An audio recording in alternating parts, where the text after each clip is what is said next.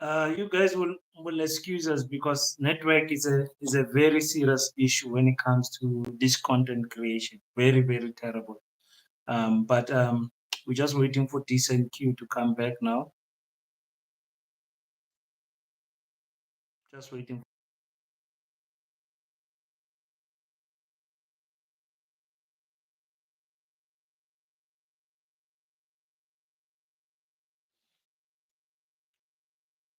Just waiting for DQ to come back.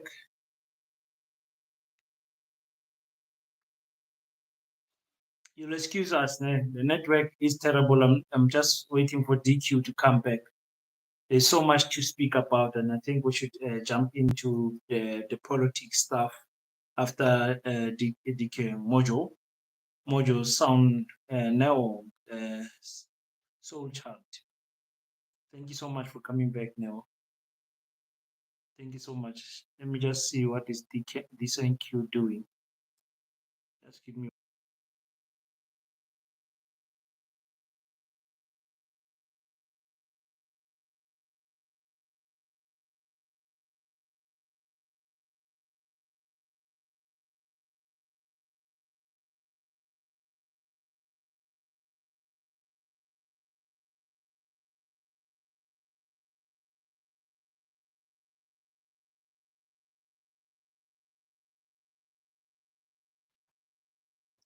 Am I late or am I too late? No, you're here. You're not late. We're just waiting for DQ to come in. We had some network issues. Kumalo King, thank you so much. Welcome. Welcome. I'm just waiting for DQ to come in. I think he's having network issues. He's having network issues. 360 political views. Okay, King. Thank you so much. Who's 360? 360, is it 360? Who are you again? My brother from Free State, ne?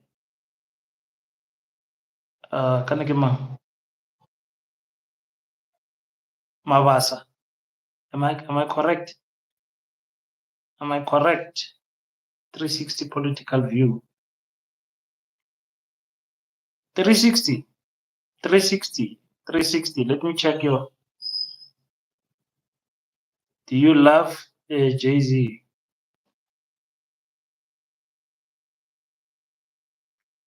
Let me hear. I'm not taking.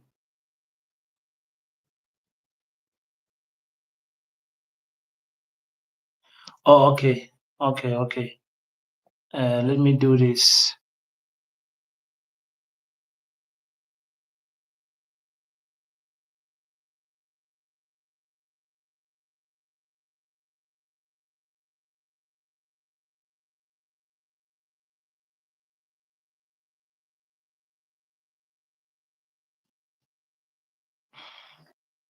It's a different person, my brother. Oh, okay. Okay, 3. Okay. Let me check your channel. Maybe we should subscribe to your channel also. 360. 360. DQ, you are live and kicking, my brother? Yes, my brother, I'm here with you. Yeah, that's much better. That is so much better. Sound is better. Are you using Wi-Fi or are you using data?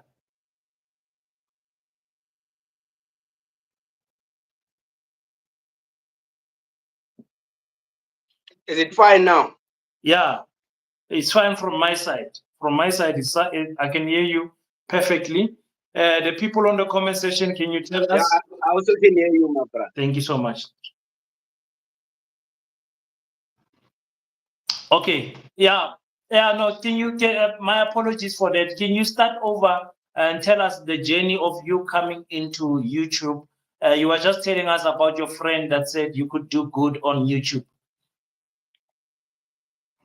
Yes, his name is Prince. Prince told me that, yeah, I can make it, my brother. So I sat on my brains for a very long time. I didn't even entertain that thought. I kept on watching different content creators.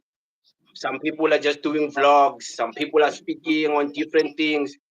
So uh, with my women. So we are chilling channel, and she's like, "Okay, you can do it." I was like, "I can do it." If she thinks I can do it, let me just do it. So I made my first video. I was chilling and hold my phone like this, and then I just told people, "Hey guys, I'm starting a new YouTube channel." And then yeah, that was my journey. Then I started interviewing people in campus about different topics. But that content of interviewing people, my brother, it can be very tough because you have to get people to agree to an interview. And I wanted to upload every day a week because I want to build a channel to grow. So I can't afford to upload like once a week. So I wanted to upload every day. So one day,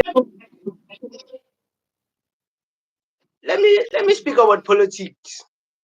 Started speaking about politics, and then I realized, yeah, man, people love this thing of politics. They want to hear people. It doesn't necessarily have to be like a political analyst type of opinion. It can just be a random guy's opinion. So when I started sharing my opinions, then I realized, nah, man, I also enjoy this thing because I'm also like a political guy. I'm very involved in politics, in varsity, in college. Yeah, I was involved with a lot of things about students, helping out with students, programs of students. So I realized, yeah, let me just speak about this politics stuff. Let's see where it goes. I'm a brother. It's going. It's Hey, going. it's really going, man. It's really going because deep into the 20s, 25,000 subscribers, do you realize that your subscribers can fill a stadium? Some other small stadiums here, Loftus and Orlando Stadium, like your supporters can fill a stadium. I always envision it that way when I think about the numbers that is following me. I'm like, hey, Lavan to Lavan, they can fill a stadium. They can feel the stadium. So, is it a humbling experience to see just how many people are following your channel? I mean, you are making waves, man.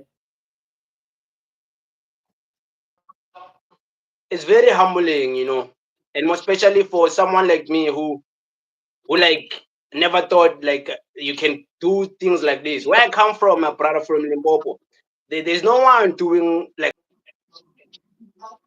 look up to in this space. So it's unbelievable where I come from, and coming from the family I come from. I'm the first one, my brother, to be doing things like this.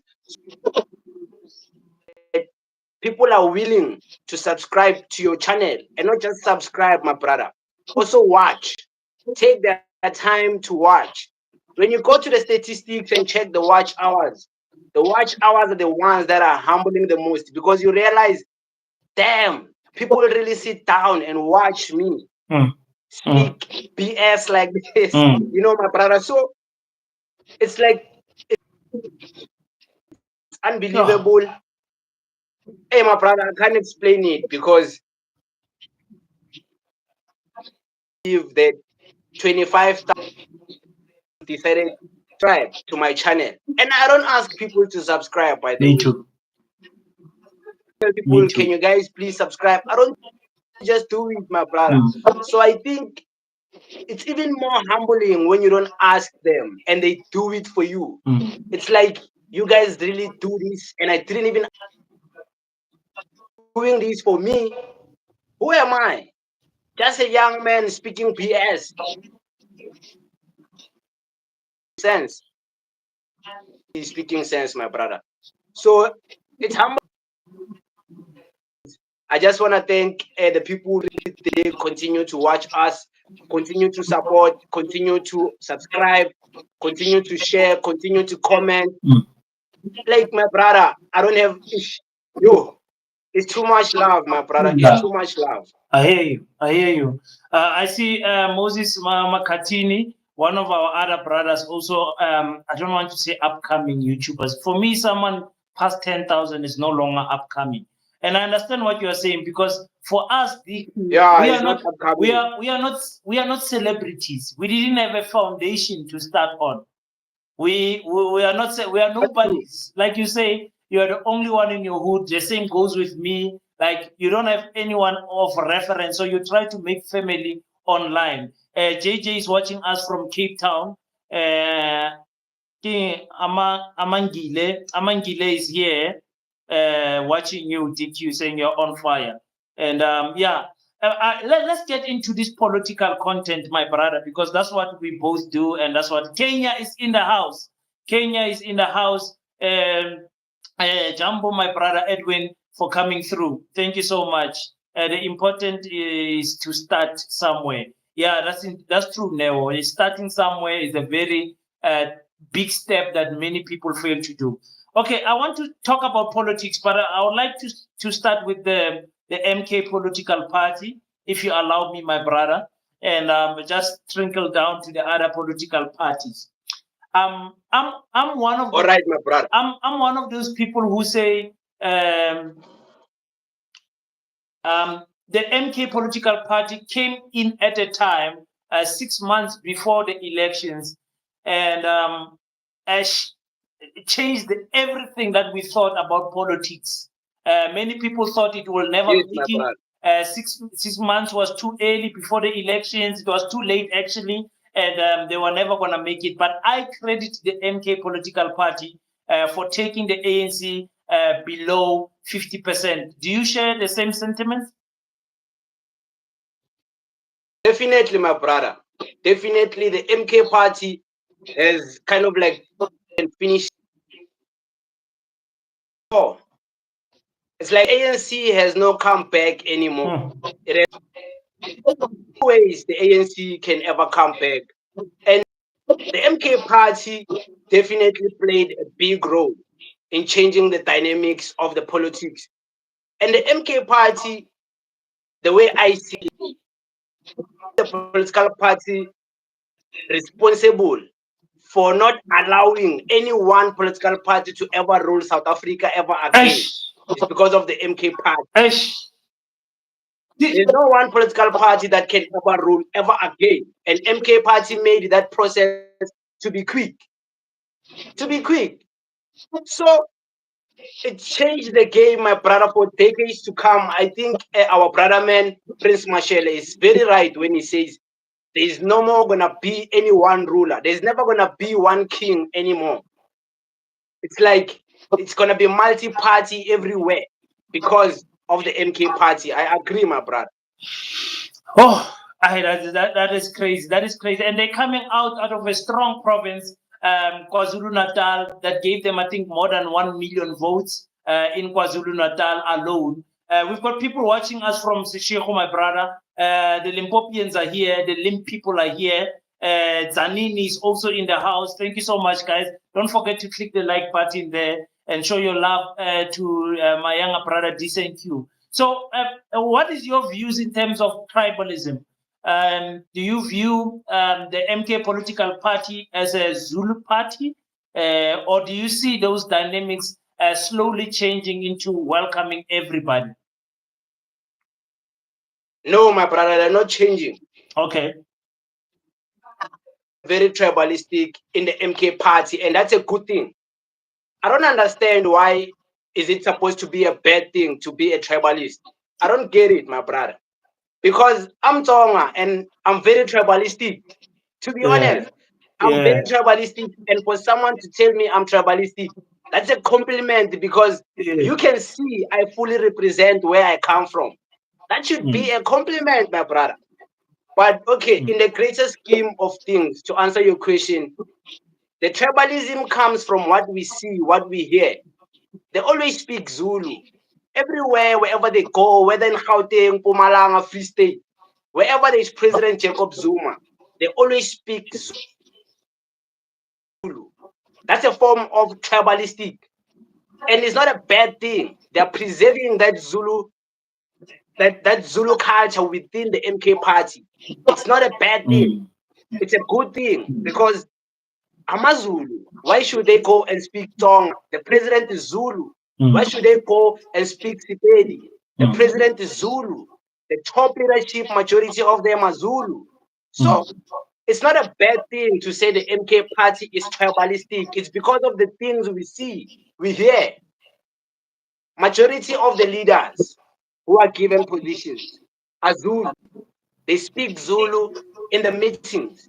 Even a public interview, they will be speaking Zulu as if they don't have supporters who can hear Zulu. So definitely, my brother, there's a certain level of percentage within the MK party that, yeah, is very tribalistic, and for a very good reason, for them to preserve the Zulu culture. Why wouldn't they preserve the Zulu culture? They have to do where their base is at. That's where majority of the, and to get those people agitated, those people of KwaZulu, it's gonna hit home for them. Majority Zulu people, they won't love it to see Ngamalala speaking Isingisi. They will call him a sellout same day he does that. So they would want him to speak Zulu. They would want him, and there's nothing wrong. There is nothing wrong. I'm tribalistic sometimes because I'm proud of my culture. I'm proud of being Tonga.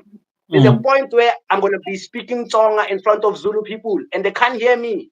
They will complain me tribalistic for just speaking my language. But who is not tribalistic, my brother? Who is not? Then you're not proud of your culture if you're not tribalistic. Yeah, yeah. I think my understanding of tribalism or tribalistic is the same as you. I think I share the same sentiment. I said when the Freedom Front Plus is busy with their supporters, they'll praat mooi Afrikaans because Afrikaans is their culture and they are proud of it. But it is only when us black people we do things that is making us proud of our culture, then it is labeled as a bad thing. You know, so yeah, I understand what you are saying. And so, what is your views of Jacob Zuma? Many people say, President Thabo Mbeki say he's an agent, he's a sellout, he's an old man that does not want to accept that he's old. He must sit down, and many people have got positive and negative things to say about Jacob Zuma. I'm very interested to hear how does DQ view Mr. Zuma. Yes. So one thing I can say, my brother, I think President Jacob Zuma is a very old man, and by default, as you are very young, we are bound to respect him based on his age. You must respect the elders, society. So it doesn't matter if you disagree with him or not. The respect must be there. And then about politics, the ideas he stands for, about his personality, the type of character, I think it's all open for us to criticize. All is a politician, but it doesn't mean we disrespect the man. It just means we are saying what we see. And what I see from the old man is that he's definitely old, he's very old, and I think the deeper strategy for him is to preserve his reputation before he dies. Because his reputation can't die with the ANC. The ANC is gone. And majority of his lifelong work was in the ANC. And you can't up Zuma and then think about the ANC. There's gonna be a point where you think about the ANC working with a VF plus. So he doesn't want that. He wants a new reputation. He wants to die and leave a new legacy. Let's be honest. He wants to create a in the ANC, he doesn't have a legacy of uniting black people. But in the MK party, he has it because that's what is. So, my brother, to see him preach black unity is because he sees that all the people now today are celebrated. They are celebrated because they were preaching black unity during their time. All of them, even Mugabe himself, because he was putting black people first. So I think with him, MK Party, Black Unity, and pushing so much is that he knows the history books are gonna favor him. You know, they are gonna favor him. Like, which history book of black people is not gonna favor an old man who was preaching black unity? Which book, my brother? They will all favor him. All of them. Yes.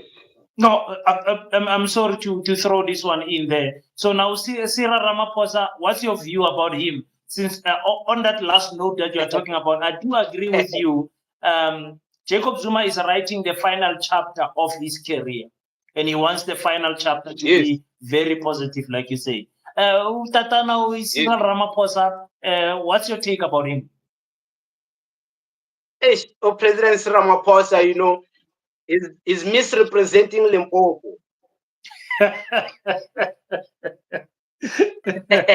Yeah. He's misrepresenting the Venda people. I'm glad. Yes. Hope our Tsonga brother Floyd Chibambo can take over the Zulu Nation MK. Can get our pride back, you know, my brother. It will be our turn. It will be our turn, my brother. They will be very angry, the Zulu people. Okay, my brother, about President Cyril Ramaphosa, I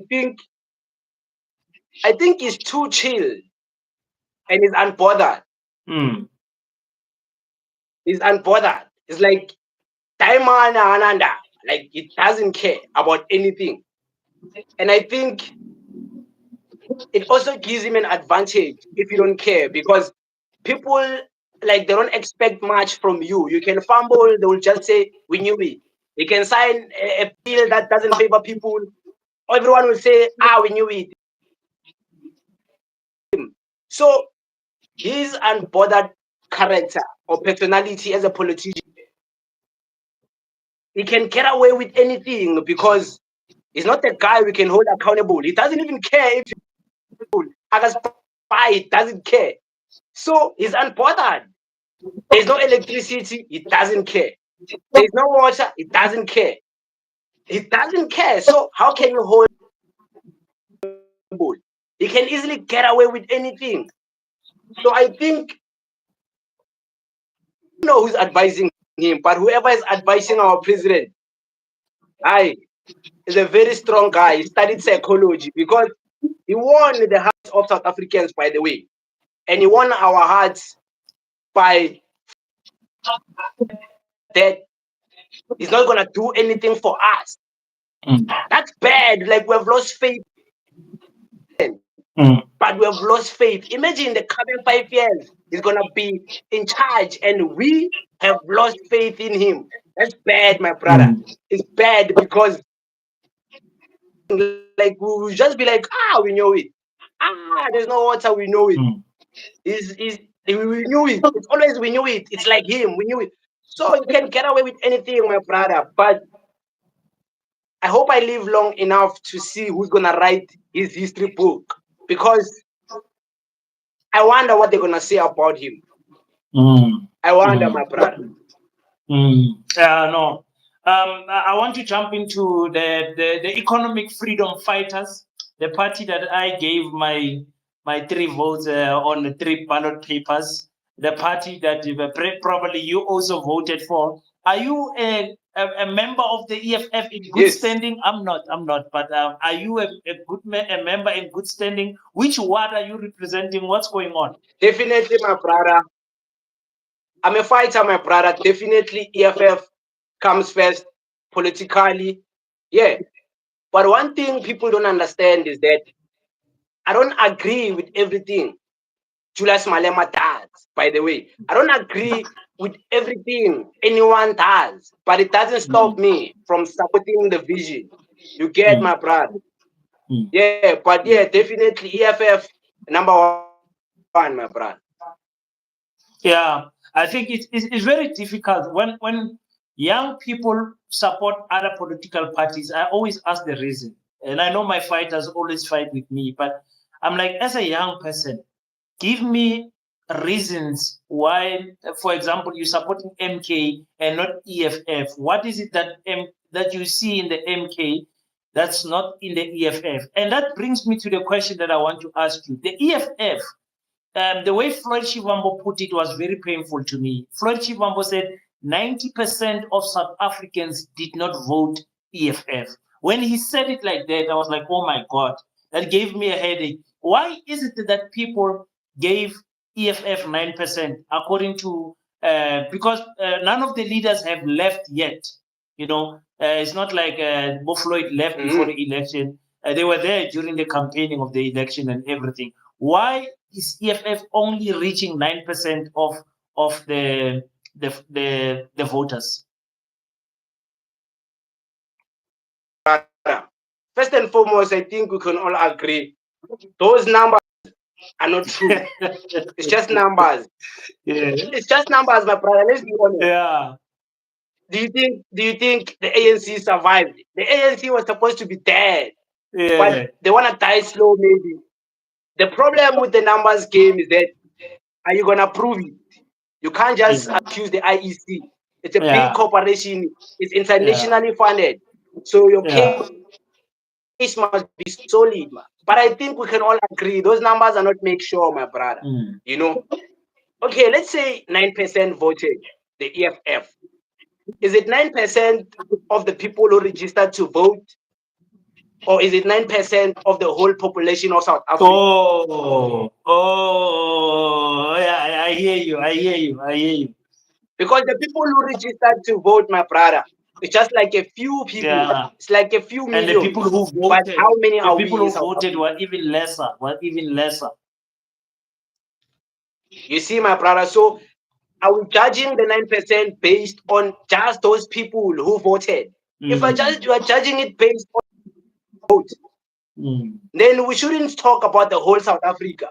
Let's just talk about those people who voted only, because that's not who registered to vote and when. What about can apply for it, brother? What about the people who were sitting back at home? There was lines. What about the people who were late to register to vote? They couldn't vote. What if they were going to vote for MK Party? Maybe MK Party was going to get 40%, but they ended up chilling back.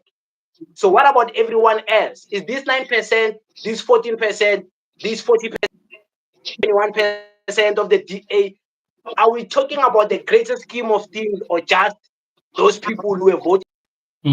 Because that's not the whole South Africa, to be honest. It's not, my brother. It's not. I find it difficult when I want to give constructive criticism to Julius Malema or the EFF because of how you fighters are hungry here online. You are hungry. You are always fighting and all of that. But do you think because of the EFF not being able to articulate the open borders, view properly to a normal South African, that the stance of African unity and pan-Africanism of the EFF has had the EFF on the ballot paper? Do you think it has any form of impact on the ballot paper?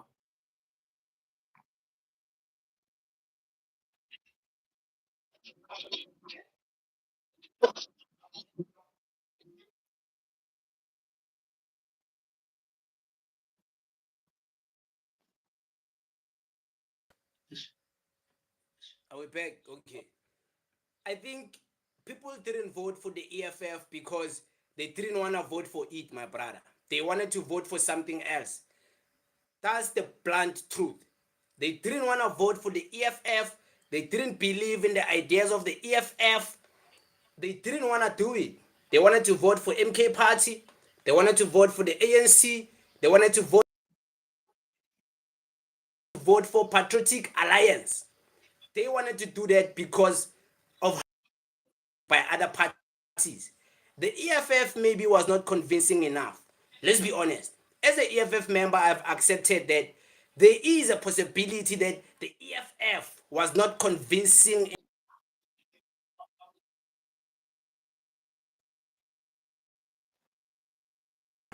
Not everyone believes in the EFF. Not everyone believes in the teachings of the CIC Julius Malema. Some people are convinced by other people who preach things that are closer to them. Not everyone is a pan-Africanist. People, they claim they are patriotism.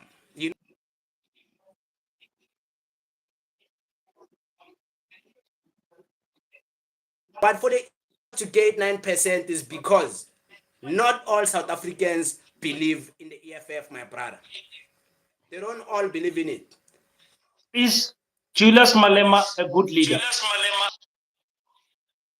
And why? Definitely, my brother. I think he's the best leader we have ever seen as young people in a very long time. Okay, leaders come, leaders go. But ever since he has came, he has never went anywhere. He's always been here in our faces. So, what does that say about him as a leader?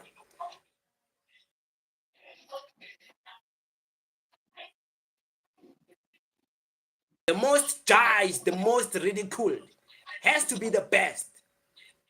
It's like a striker who's always being tackled by the defenders. He has to be the best to ever do it.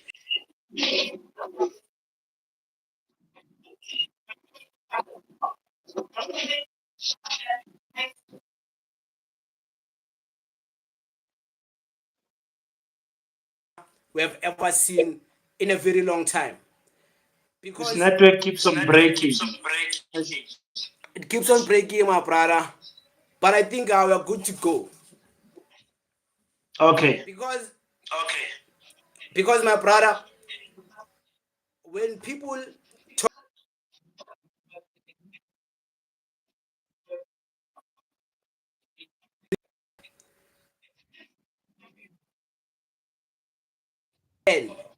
don't mention Julius Malema. Even those who don't vote for him, tell me how many people will single out Julius Malema?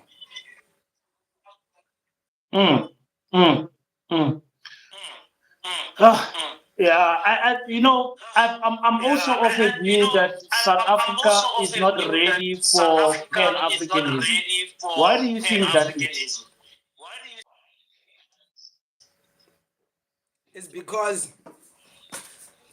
It's because they are delusional.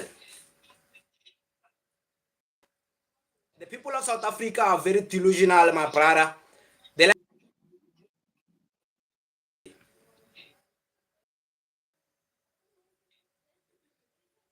Yeah. you know, my brother. Yes. It's the network. It's the They like network. to That's what believe in things that are not real. I'm trying to listen, but network is not networking. Sorry, I respond to you again. Network. Okay.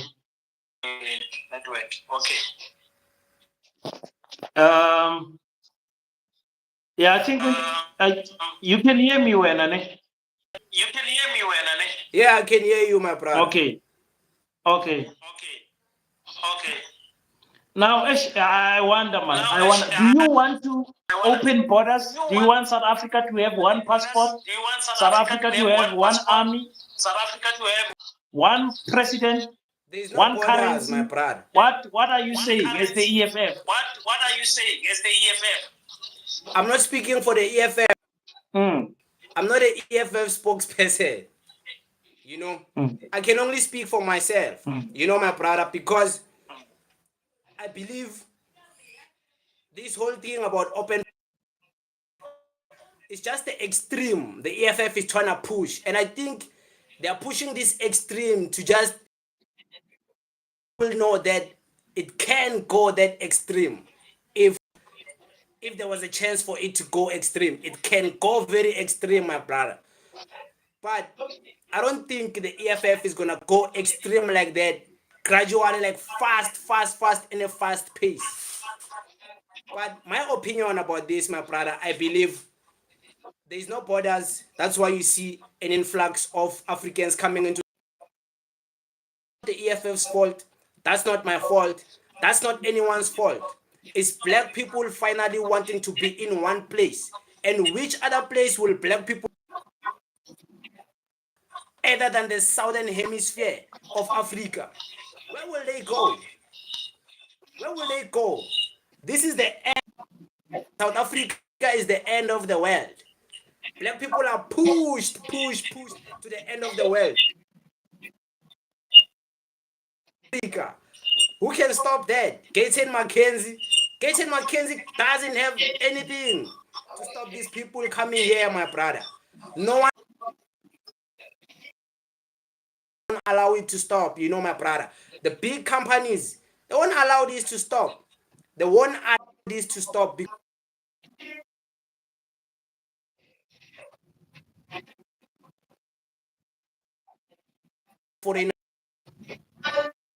foreigners to. So why, what makes the people of South Africa is gonna close the borders? The borders are not gonna close, my brother. Yeah, no, I hear you. What is your take on how the EFF dealt with Dr. Mbuyiseni Ndlozi?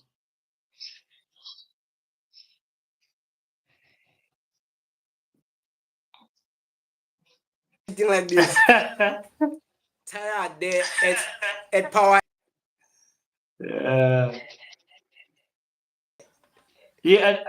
Here's what I say. The EFF knew that they suspended Dr. Ndlozi in late October, last week of October. They never told the supporters. The EFF knew that they don't want him to participate in the National People's Assembly. They never told the supporters. I think they should have just told the supporters, because the supporters of EFF love the CAC regardless. But I think that holding that, I don't even want to say a secret, but holding that information away from the supporters was not fair. But I'm not sure how you feel about it.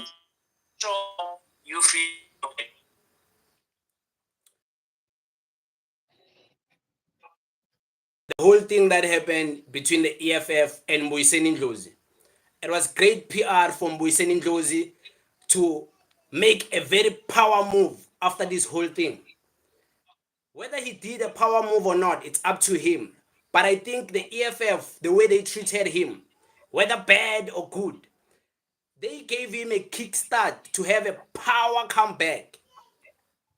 Did he have it? Did he have a power comeback? Where is he today? Okay, he's a radio host now. How many people listen to radio? Okay. In varsity. How many people attend a lecturer class? To be fair on Mbuyiseni Ndlozi, and to be fair on the EFF, both. To be fair on both. Mbuyiseni anything bad about the EFF. Spoke very highly of the CIC, very highly of the fighters, very highly of the economy. The EFF, with all the negativity they receive on this issue about Ndlozi, after all, they were giving Ndlozi a power PR move to come back today. Looking at it like that, looking at it as an optimist, as someone who's very optimistic.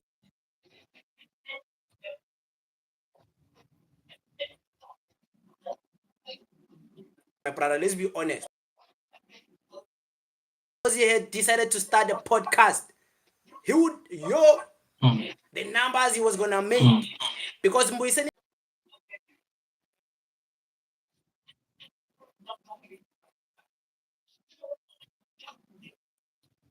come back strong. So it's all on him where he goes today. We can't blame Floyd. We can't blame Malema. It's all on him, my brother, wherever he goes, whatever he does. But him not being in the EFF, I think it was meant to be like that.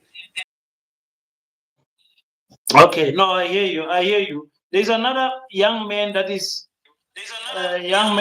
raising in the EFF, the president of the Economic Freedom Fighters Youth League, Sihlolozi. He's doing a fantastic job. Does he have a future, that one, into the EFF? And can the EFF look at him as a potential future president even? Because when I look at around Julius Malema, I'm asking myself, who's going to take over after him? I know he's still going to be the president up until 2029, probably maybe 4 or 5 years after that. Beyond that, I don't see Julius Malema being the president of the EFF 2025.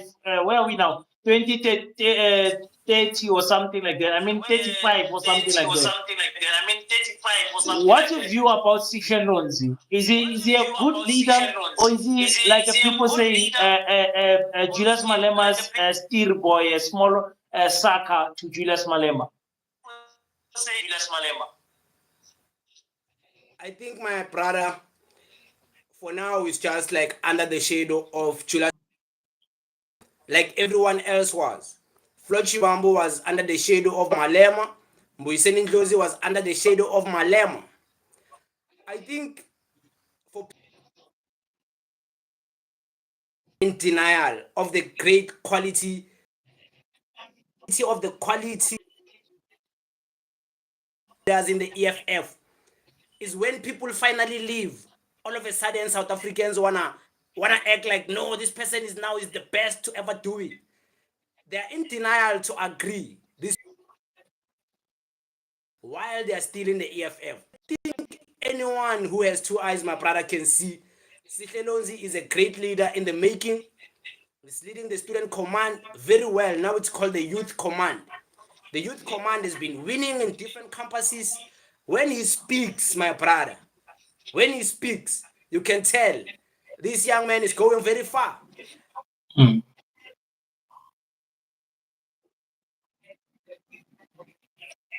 You know, it doesn't, like, I don't even think that's what he aspires to be. Many people think the president is the highest in command. There's people, man, who control the president, man. Only if the people knew. There's people who write the speeches of the presidents, man.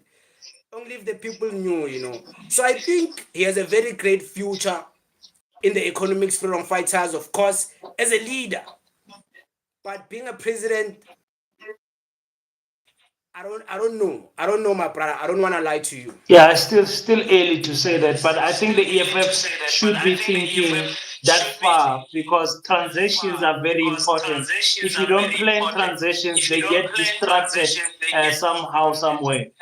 If you are the president of South Africa, the network is also bothering me. I thought I was the only one where the people were not commenting, because for me the network is bad. Look, we have a last segment. We have a last segment. Ask me to fast so that I can get the network properly. Just last time, people, please.